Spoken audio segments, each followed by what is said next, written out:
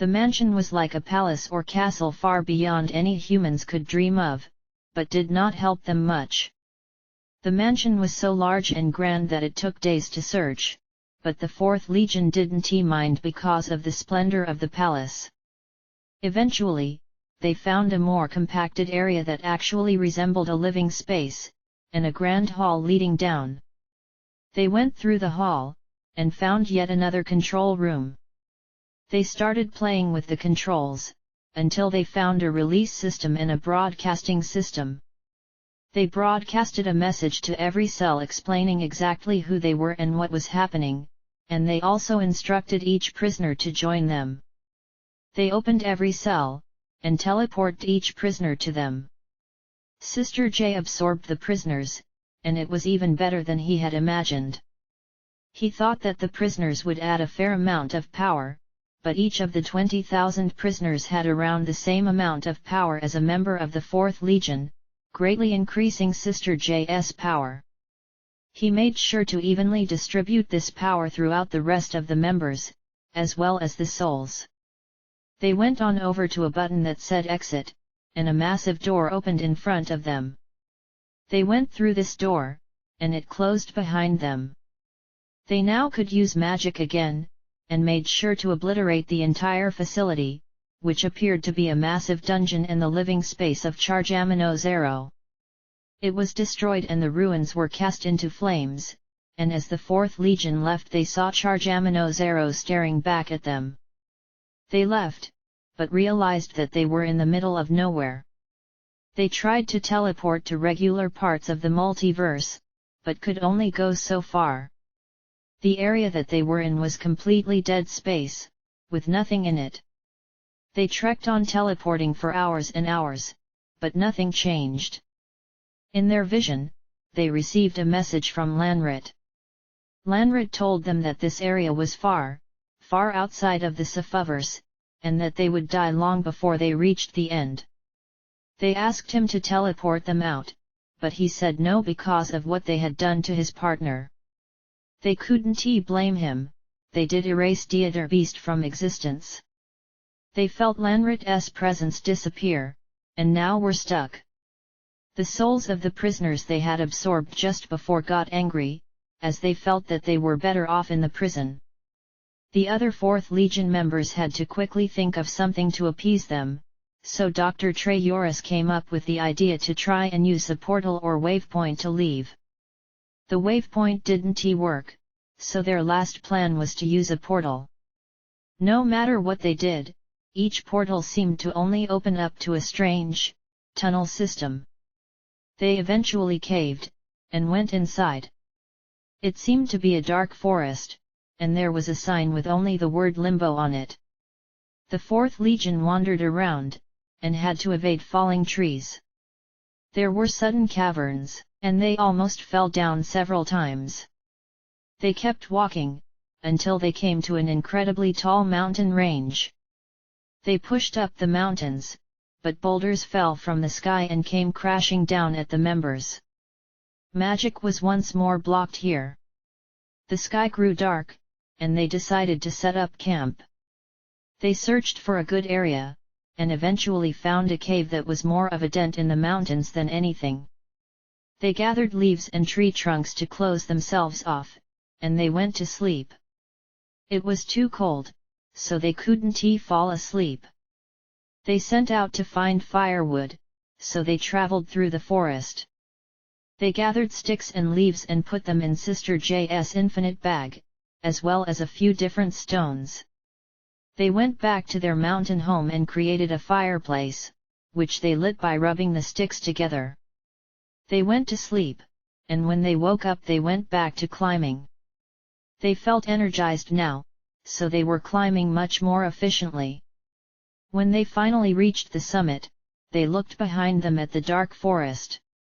It seemed to never end, with no water and only rolling hills forever. They then looked in front of them, and saw that the forest extended in all directions, but the mountain range they were on was shaped in a circle, with a massive valley in the middle. In this valley, there were beautiful hills and plants. There were cliffs, lakes, rivers, waterfalls, and streams. On the highest hill in the middle, there was a massive castle. They went through the hills, and ate delicious fruits growing on trees. They kept walking until they came to the castle. They traveled through 7 gates, and ended up in an ethereal field. There, they find a large portal glowing red in the wall. They enter through the portal, hoping to be taken back to their home. They opened their eyes, and now were in another unfamiliar place. They read a sign with the word tempest on it, and were quickly blown away by a strong gust of wind. They held on to each other, and saw that they were in a dead-looking infinite field, with tornadoes and storms all around. They didn't know what to do, and when they were thinking they felt a tree hit them. They all grabbed onto the tree, and more material hit them, giving them an idea. They kept grabbing more and more trees, branches, and similar things, and eventually string. Over time, they built a small floor with guardrails, but kept going. They built enough of a roof to keep them all in, and took a little while to rest. In their base, they kept getting flown around until their base got flown into a different one. This one was empty, and seemed very old, but they tightly tied together both the bases to essentially create one, larger one. The base they found had a full actual roof, making it better. With the material they would grab, they created a net to catch more material. This net was so efficient that they quickly were able to upgrade it, making it catch even more, and exponentially climbing like this. They had more material that they knew what to do with, so they just kept building additions to their base and even more nets, until they essentially lived in a mansion. They thought that they were on top of the world, when they floated by a base that completely dwarfed theirs in both size and complexity. They pushed on their base, and eventually latched it onto the other base. They broke into the base, leaving their old one behind but attached with string. Surprisingly, there seemed to be no beings on board. They started exploring, and while it still was very primitive even for Earth standards, the floating palace was even more advanced than the 4th Legion had expected. It had running water, tubes for communication, a steering system, and even small amounts of electricity. They explored the machine, and eventually found a grand staircase.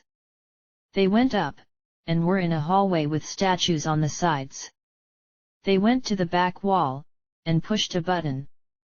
Lights turned on, the door behind them closed, and the statues broke open to reveal strange humanoid creatures inside. These creatures attacked the 4th Legion, but seemed extremely old, and were easily defeated. Once all of them were defeated, the back wall opened up to reveal another portal, which they also went through. They first noticed that the sign for this place had the word Algid on it, there was a heavy rain, and that they were very cold. They looked around, and appeared to be in a tundra-like environment, but everything was strongly tinted blue, and when they went to walk they realized that the ground was all a dense slush. They still trudged through, but the rain quickly turned to hail, pelting them all. They went to take cover under a mountain, but as if the landscape was sentient, as soon as they got under the mountain a massive landslide of slush came down, crushing them and knocking them unconscious. When they woke up, they were all so cold that their cores felt numb, and they couldn't move.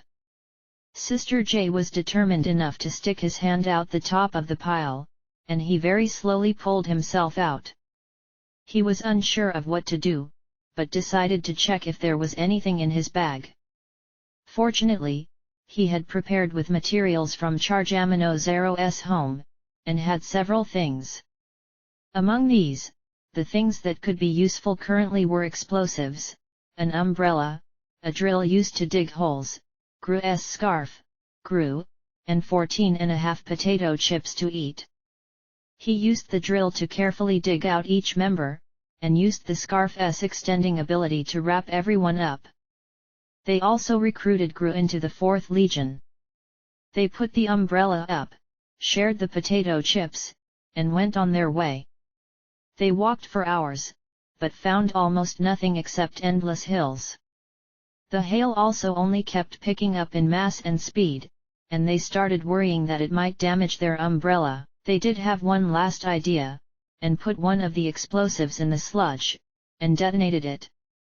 It seemed to be just more sludge, but it seemed to be slightly warmer and harder as it went down. They tried to use the drill, but it was still too much like sludge. They repeated this process a few times, getting deeper and deeper, until the ground got hard enough to be drilled through. They started drilling, and were relieved to see that they had reached bedrock underneath the sludge. They dug deep enough, both downwards and sideways, that it was well insulated and soon enough warm.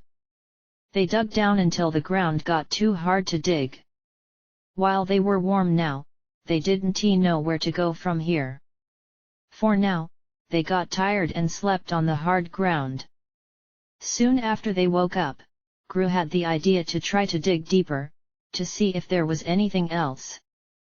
They worked for hours digging into the ground, and it only got harder and harder. Eventually, they reached a sharp cut-off into a layer of ground that was black-colored and impossible to break through. They dug out a large area that touched this layer, but just couldn't dig into it. They thought hope was lost, but Sister J decided to use the last explosive. They dug away and detonated the explosive, which broke a small hole in the layer with the same material as the portals beneath. They had to move quickly, as the blast started caving the hole in, but they were all able to get into the portal just as their tunnel system completely collapsed in on itself. The next place that they were in was a sign that said amphitheater, and they seemed to be in an eerie maroon void with a similarly colored flat, infinite floor, in complete silence. They were surprised when a large sphere of iron suddenly rolled right in front of them. They saw another one in the distance that was stationary, and they then saw a skeleton push it towards them. They dodged, the skeleton sent another, and the cycle repeated. When this clearly wasn't working, they pushed it back at the skeleton, who dodged it. This annoyed them at first, but the skeleton tripped while dodging it, so they pushed another at him, and this time he wasn't fast enough to dodge it. It crushed him completely, something that would ordinarily destroy a non-magical being instantly, but the skeleton seemed completely unharmed, just in pain. They left it, and encountered another skeleton. This time they decided to evade it and run away, but quickly ran into another skeleton. While they and the skeleton were pushing the iron balls at each other, another skeleton came. The two skeletons started fighting, so the Fourth Legion left, and skeletons only got more and more common. Eventually, skeletons were so common that they were almost always already fighting each other, so the Fourth Legion were somewhat safe. In the distance, they saw the great Colosseum of Rome appear over the horizon, but still intact. They reached the Colosseum, and entered. There were skeletons here waiting in line in groups, who were not aggressive. They got in this line, and when it was their turn for whatever lay ahead, they were led out into the main stage of the Colosseum. There was a cheering crowd of skeletons who were all wearing crowns, and a group of skeletons came out from a door on the opposite side of the stage. Iron balls were dispensed, and the other group started attacking. Each Fourth Legion member decided to take care of one skeleton in the same way that they had before. After they crushed a skeleton, the skeleton would be dropped into a pit of boiling liquid gold, and soon after dispensed out of the Colosseum.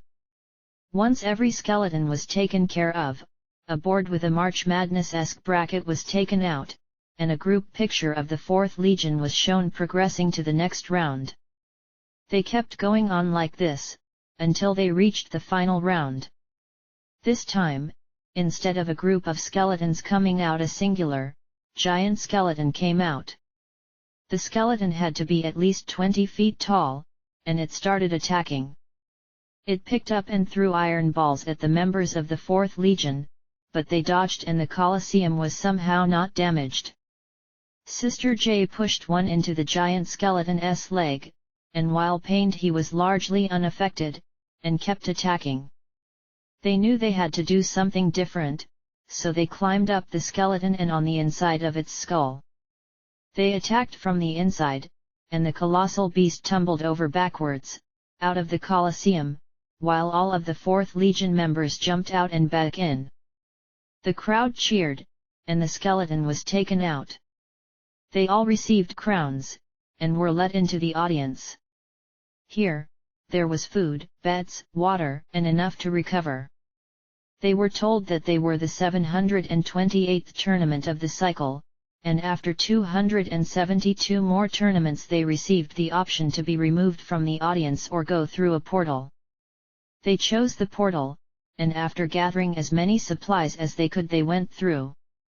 They read the sign, this time reading Quagmire, and noticed a strong smell. After covering their noses, they realized that they were floating on a raft on a river in the middle of a dense swamp.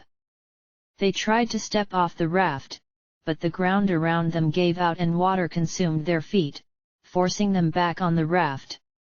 They floated down for what seemed like hours, until they felt that the water was getting faster. It got faster and faster, and they realized that they were about to come to a waterfall. They tried to get on the ground again, but the water filled up where they stepped and pushed them back into the water, until they got pushed over the waterfall, and lost consciousness. When they woke up, they were in a similar-looking bog, but the ground was just hard enough to not completely give way.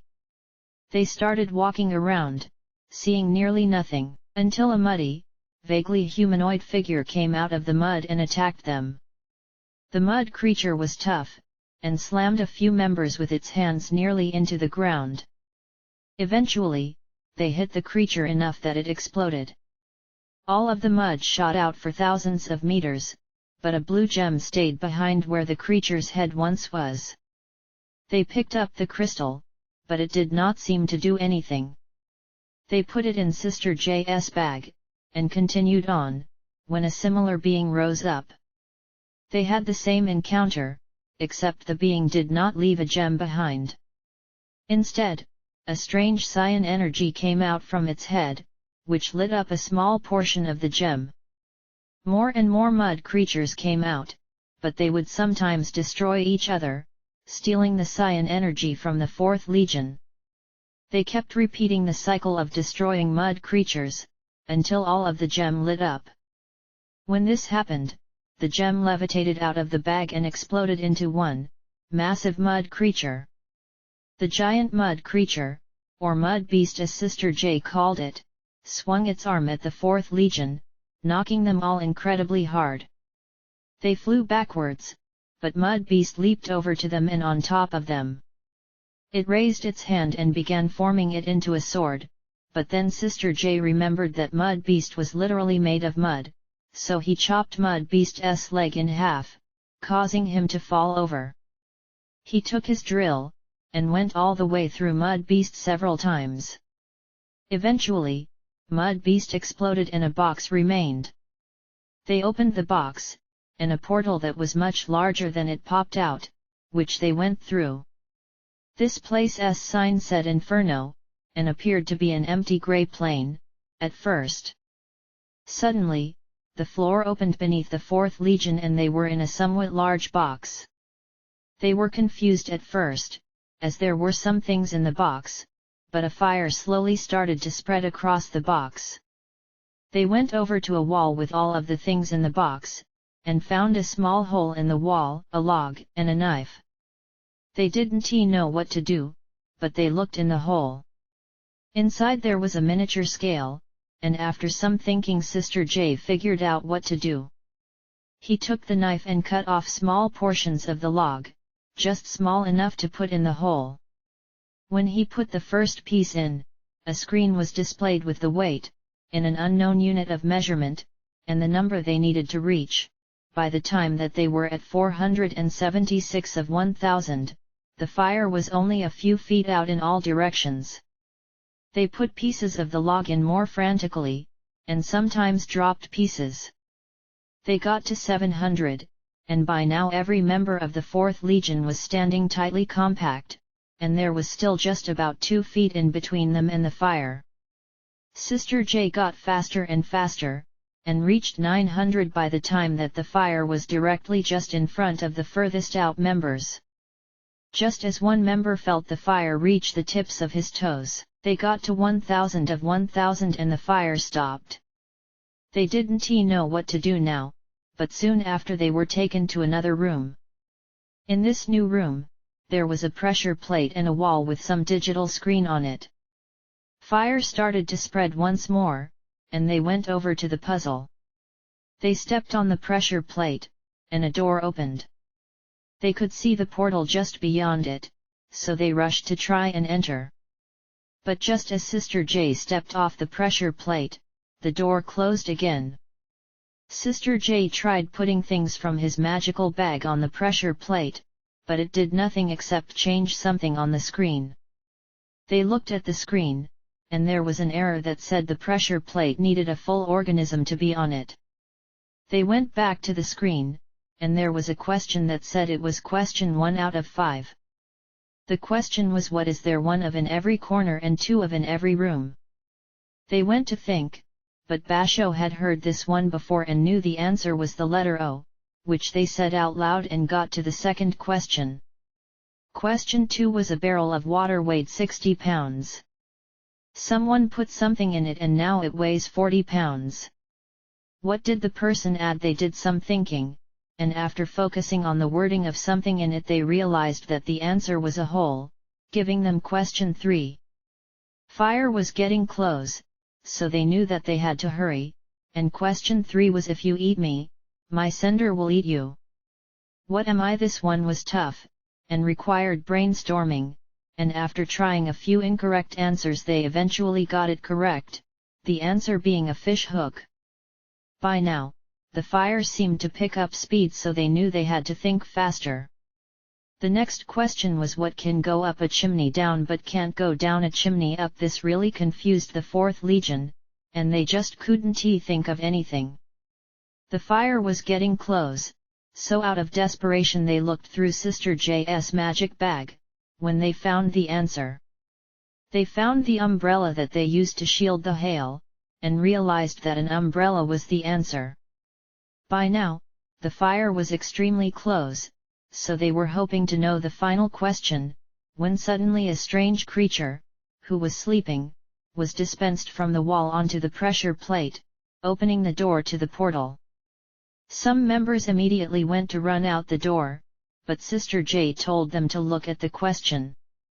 This question was, what will you do with the creature? They were about to say put it on the pressure plate, but since it was sleeping and defenseless, Sister J said to not leave it behind. When he said this, the fire went away and suddenly the portal exploded. They thought they were trapped, but a different portal opened on the other side.